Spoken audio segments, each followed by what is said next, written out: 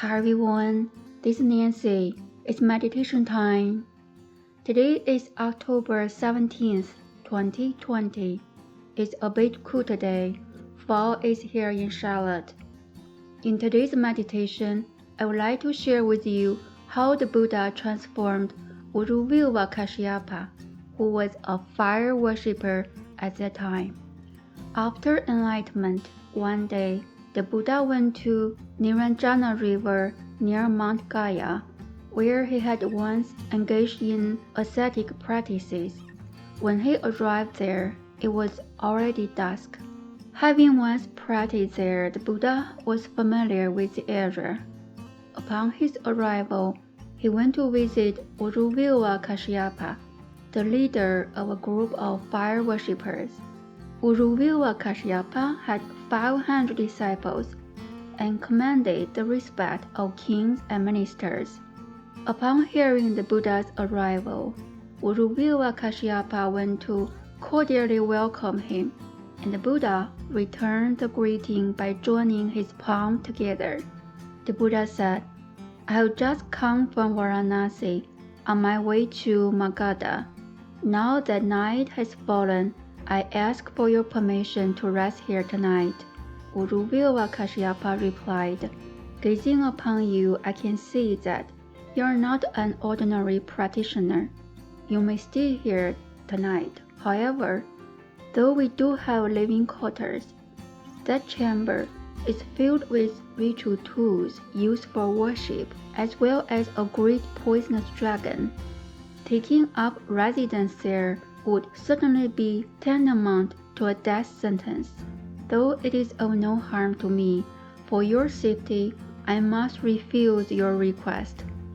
When he heard this, the Buddha smiled and said, "Even if there is a poisonous dragon there, I am not concerned. Please allow me to stay the night, for it has become dark. I have nowhere else to go." Uruvela Kashyapa gestured toward a cave, and the Buddha walked there peacefully. Uruvela Kashyapa and his many disciples all thought that the Buddha had foolishly gone off to meet his own death. Many of them said that this was only fitting, and expected that the Buddha would soon come running out of the cave. The Buddha did not manifest his supernatural powers, or show he was special in any way. He simply calmly meditated inside the cave.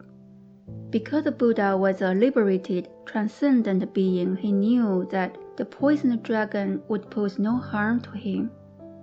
When the creature later appeared, it raised its head, showed its tongue, and slithered throughout the cavern, but it showed no aggression toward the tranquil and mild Buddha. The following day, the Buddha emerged from the cave unharmed. He uttered his words, "If the mind is pure, then no harm will come." Many heard these words and saw the light emitting from behind the Buddha. Uruvela Kashyapa thought to himself, "Surely this is no ordinary man. He must be a saint, one who has transcended worldly things. Has he come here to challenge me?" Uruvela Kashyapa was afraid. That morning, the Buddha politely asked Uruvela Kashyapa, "Would you allow me to stay here for a short while to practice?" After hearing that request, Uruvela Kashyapa no longer questioned the Buddha's intentions, assuming that Buddha was showing him respect. It just so happened that Buddha had come while the ascetics there were preparing for a grand religious ritual, at which tens of thousands of people would be in attendance. Uruvela Kashyapa, who was invited to lead the rituals, feared that people might see the Buddha and be drawn to him instead. The Buddha saw the fear in his heart, so for that day he made sure that no matter where one looked, the Buddha could not be found. Later, Uruvela Kashyapa became curious and went to ask the Buddha where he had gone the previous day. Gazing upon him kindly, the Buddha replied, I knew that in your heart you did not wish for others to see me, so I kept myself out of sight. Now I must tell you, you have not yet realized the truth. You still have an envious heart. For a man with your character to have selfish thoughts of envy is unsurprising, considering your practice. Formerly you may have been a fire worshipper, but you should set aside such thoughts, or you will never realize nirvana. After hearing the Buddha's words, Uruvela Kashyapa was dumbfounded. He wished to ask the Buddha what he meant, but he knew that asking would reveal his own ignorance. He had no choice but to speak frankly. It is true, I am filled with shame, for what you have said is correct.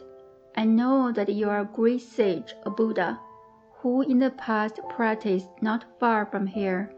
It is a great shame that I did not know you then. You are younger than me, but your wisdom, your virtue, is superior to mine. I was unwilling to admit it. I have become a man who is disloyal to truth. All I can do now is to kneel before you and hope that you will accept me as your disciple and wash away the defilements from my mind. Nodding his head, the Buddha praised Uruvela Kashyapa. Excellent Uruvela Kashyapa, only a man like you could speak in this way. But you have many disciples of your own. You should speak to them before making any decisions. Hearing the Buddha's instructions, Uruvela Kashyapa gathered his 500 disciples at once and spoke to them, his resolve firm. I now realize that until today, I have lived every day in error. Now I have met the Buddha, the light of the world, and become his disciple. I wish to wash away my defilements before the Buddha and attain nirvana. The Buddha has taught me that if my mind is impure, I cannot eliminate suffering. What is the point of worshipping fire if our minds remain impure? When the Buddha first arrived, I knew that he was no ordinary being, and that he was greater than I many times over. But my mind was shrouded in ignorance. I refused to surrender to the truth. But now I'm able to see. I hope that all of you join me and become disciples of the Buddha as well. After hearing the teacher's words, the 500 disciples of Uruvela Kashyapa were all deeply moved by the Buddha's virtue. They all vowed to follow the teacher and become disciples of the Buddha. This is how the Buddha transformed Uruvela Kashyapa and his 500 disciples.